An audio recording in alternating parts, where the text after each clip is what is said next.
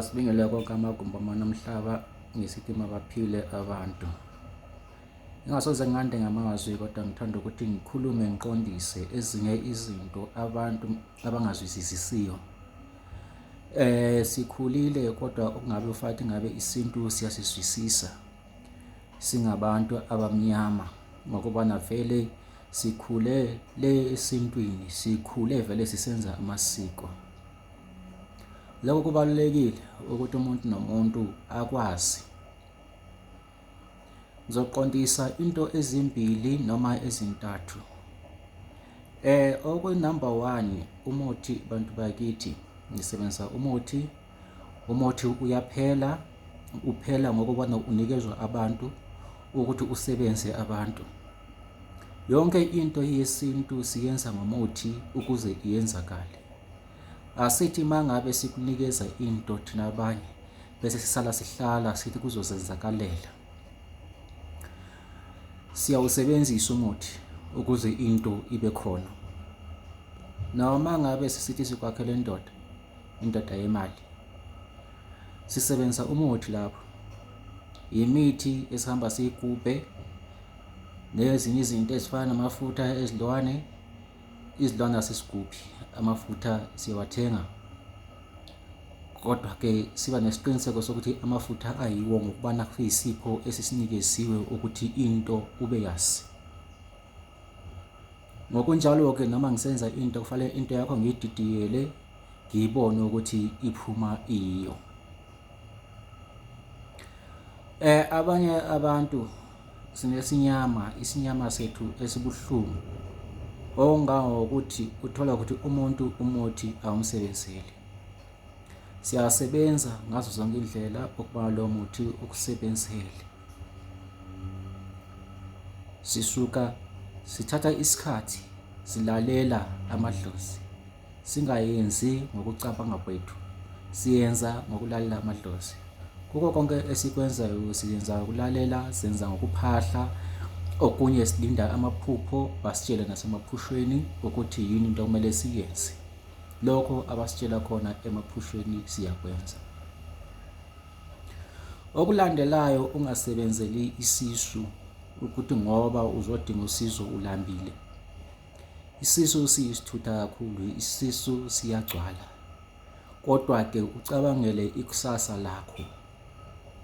Okunye ungadingeli usizo lwemali ukuthi ngoba umngani wakho wakuncisha iJack Daniels noma wakuncisha iGentleman Jack ngesikhathi esithile, nawe ufuna ukuyadinga usizo uthenge yakho iGentleman Jack, ubusugwabisela lo wakuncisha iGentleman Jack.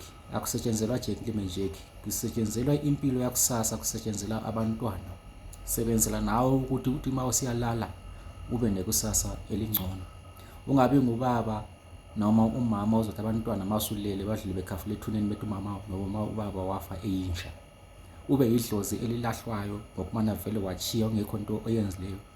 Wawucabangela kuphela isisu sakho. Cabangela ukuphuza utshwala, uvuke etshwaleni, ulale ngotshwala. Lokho akume ngakho.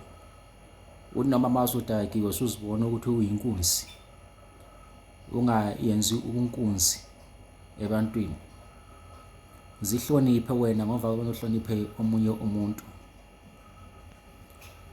Yikho ke lokho engithanda ukukutsho. Thina siphumule bantu bakithi, asihlale sisefonini ngaso sonke isikhathi. Maka ngabe wachiya WhatsApp wakho owodwa ngingawubona, ngiyabuyela kuwe ngikuphendule.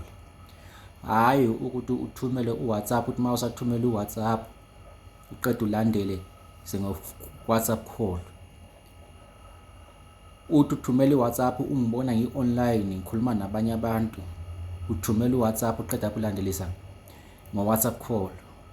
Labo engikhuluma nabo abafike kuqala kunawe engibalayela izinto zabo ukuthi ngiyenzeni ngabo, ngibakhame ngibabulale ukuthi ngisale ngi-attenda wena. Angeke ngikwazi ukubakhama ngibabulale phela ngokuba nababuyile bazodinga usizo, nabo bavaluable njengawe njengoba uvaluable. Akukho ongabalulekanga, bonke abantu babalulekile. Nalithemba abantu bazwile bese ngibuya lana. Mina ngiqala ukusebenza from 9 AM to 5 PM. ungathumeli imessage yakho ngo-4 ekuseni, ungathumeli imessage yakho ngo-6 ekuseni, ungathumeli imessage yakho ngo-7, ungathumeli imessage yakho noma ungaze uyithumele ngo-8 noma ungaze uyithumele ngo-7. Ungalindi ukuthi ungathi kodwa ngizothi ngoba ungithumele yona wambona ngi-online futhi ngizokuphendula sungilandelisa nge-WhatsApp call. Lime into yena naleyo. Ngabe yangokuningi ngifuna ukuthi ngikhulume-ke imali iyaphuphuma abantu bakithi. Abantu bafuna imali iyaphuphuma sengulungisile usukhona. Abantu bafuna imali iyaphuphuma sengulungisile abantu bakithi usukhona. Uhamba ngo-3000 bayakwazi vela abake bawuthatha. Inkanyiso kamali iyaphuphuma ingo-3000. Siyakulungisela sikunikeza imali iyaphuphuma. Siyakwazi ukuposela uma usekudeni.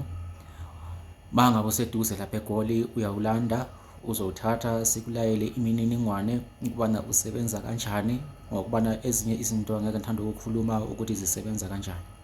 Khona lapha online into ovale uyenze wena yikuphatha nama-10 rand angu-3 esizowasebenza sibe sikunikeze wona. Noma ngabe uthunyelwa imali iyaphuphuma